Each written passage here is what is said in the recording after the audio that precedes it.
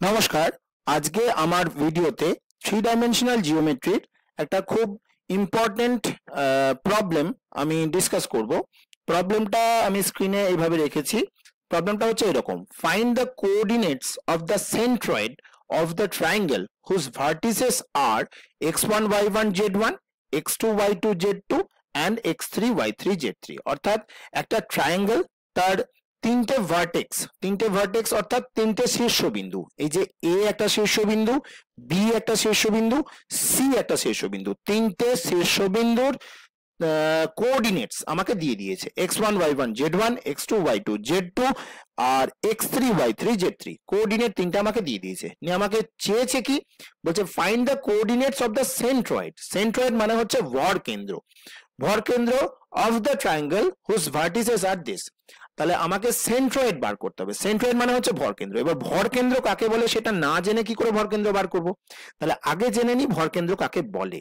তো ভরকেন্দ্র হচ্ছে, আমরা জানি একটা ত্রিভুজের যদি আমি মিডিয়ান আঁকি, মিডিয়ান অর্থাৎ বাংলায় যেটাকে আমরা বলি মধ্যমা, অর্থাৎ মধ্যমা কাকে বলে?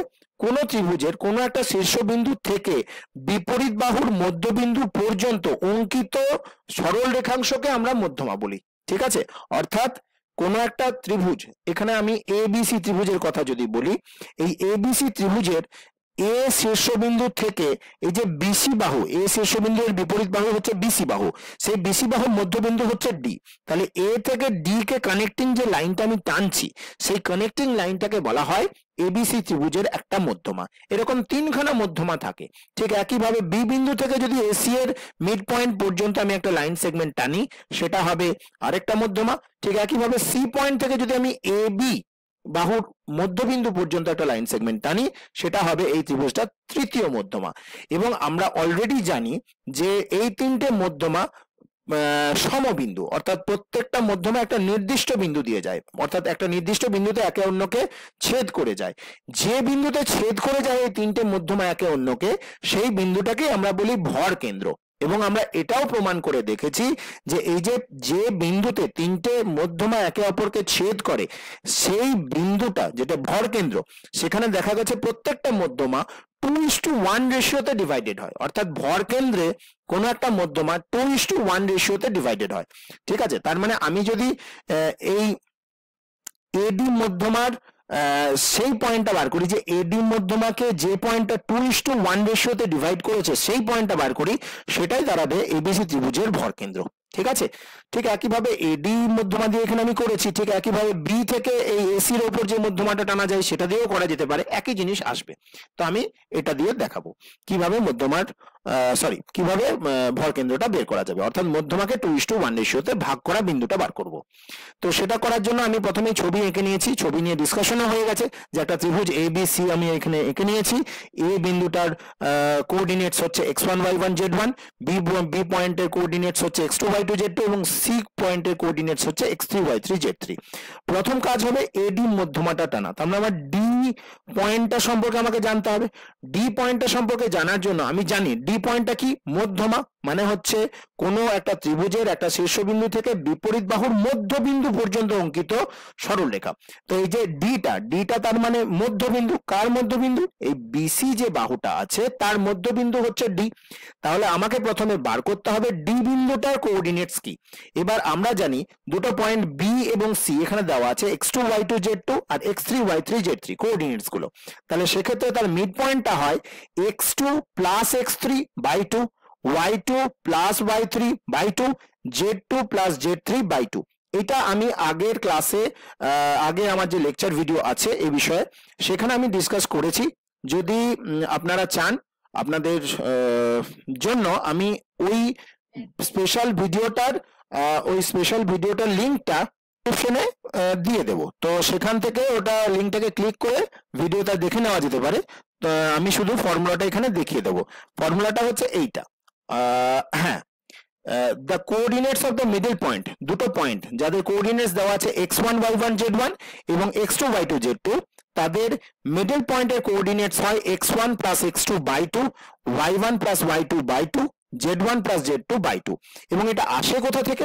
এটা আসে দুটো পয়েন্ট x1 y1 z1 আর x2 y2 z2, তাদেরকে যদি কোনো একটা থার্ড পয়েন্ট তাদের যে কানেক্টিং লাইন সেগমেন্ট তাকে যদি একটা থার্ড পয়েন্ট m/n রেশিওতে ডিভাইড করে ইন্টারনালি, তাহলে সেক্ষেত্রে আর থার্ড পয়েন্টার কোঅর্ডিনেটস হয় mx2 plus nx1 divided by m plus n, comma my2 plus ny1 divided by m plus n R mz2 plus mz1 divided by m plus n। এটা হচ্ছে m/n রেশিওতে divide করলে তার coordinate, যে পয়েন্টটা করবে তার coordinate. এবার যে পয়েন্টটা মিডল পয়েন্ট সে কিভাবে, সে m/n এর জায়গায় 1:1 রেশিওতে ডিভাইড করে, যেহেতু মিড পয়েন্ট দুদিকে সমান সমান অর্থাৎ 1:1, সেক্ষেত্রে m আর n এর ভ্যালু 1 হবে। তাহলে 1 যদি এখানে আমি বসাই তাহলে 1 into x2 plus 1 into x1 divided by 1 plus 1, তাহলে সেক্ষেত্রে এটা দাঁড়াবে x1 plus x2 by 2। ঠিক একইভাবে y1 plus y2 by 2 R z1 plus z2 by 2। তো এইটাই এখানে আমাদের ইউজ হবে। ঠিক আছে, আমি যখন এই যে বিসি যে আছে, এই যে বিসি বাহুটা তার মিড পয়েন্ট বের করতে যাব, ডি পয়েন্টটা যেহেতু আমার মধ্যমানে ডি পয়েন্টটা লাগবে, তো সেই জন্য আমি ডি পয়েন্টটার কোঅর্ডিনেটস হবে ওই ফর্মুলা অনুযায়ী x2 plus x3 by 2 y2 plus y3 by 2 z2 plus z3 by 2, সেটাই আমি এখানে লিখেছি। সেখানে লিখেছি since d is the middle point of BC, the coordinates of d are x2 plus x3 by 2 y2 plus y3 by 2 z2 plus z3 by 2। তার মানে এর coordinates আমাকে দেওয়া ছিল আর ডি এর কোঅর্ডিনেটস আমি বের করে নিয়েছি। এবার এ আর ডি এর কোঅর্ডিনেটস জানা যদি থাকে তাহলে এ ডি এর কানেক্টিং লাইন সেগমেন্ট যেটা, যে মধ্যমাটা, তাকে যে পয়েন্টটা এই জি ধরেছি, জি পয়েন্টটা যেটা সেন্ট্রয়েড, সে ওকে 2:1 রেশিওতে ডিভাইড করে। তাহলে 2:1 রেশিওতে যদি ও ডিভাইড করে তাহলে আমি জি পয়েন্টের কোঅর্ডিনেটস কিভাবে পাবো, জি পয়েন্টের কোঅর্ডিনেটস পাবো এখানে 2:1। তাহলে আমি এখনই যে ফর্মুলাটা দেখলাম m/n রেশিওতে ডিভাইড করলে কি হয়, m টা গুণ হয় x2 এর সঙ্গে আর n টা গুণ হয় x1 এর সঙ্গে, ডিভাইডেড বাই হয় m plus n। তো সেটাই আমি এখানে করব, জি এডি কে 2:1 রেশিওতে ডিভাইড করে, জিটাই আমার সেন্ট্রয়েড। তো সেক্ষেত্রে জি পয়েন্টের কোঅর্ডিনেটস কি হবে না, 2 টা গুণ হবে ডি এর x কোঅর্ডিনেটের সঙ্গে, ডি এর x কোঅর্ডিনেট হচ্ছে এইটা x2 plus x3 by 2, তার সঙ্গে গুণ হবে 2, তাহলে 2 into x2 plus x3 by 2 plus আর 1 টা গুণ হবে কার সঙ্গে, এর যে x কোঅর্ডিনেট x1 তার সঙ্গে, তাহলে 1 into x1 হলো ডিভাইডেড বাই নিচে হবে m plus n অর্থাৎ 2 plus 1।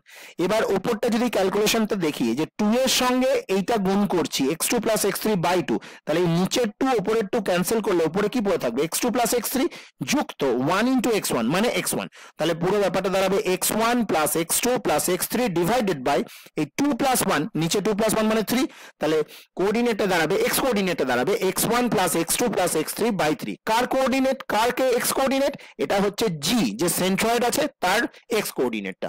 ঠিক একই ভাবে জি সেন্ট্রয়েডের y কোঅর্ডিনেট বের করতে গেলে কি করব, এই 2 টা গুণ হবে ডি পয়েন্টের y কোঅর্ডিনেটের সঙ্গে আর 1 টা গুণ হবে a পয়েন্টের y কোঅর্ডিনেট y1 এর সঙ্গে, ডিভাইডেড বাই 2 plus 1, সেটা এখানে করেছি।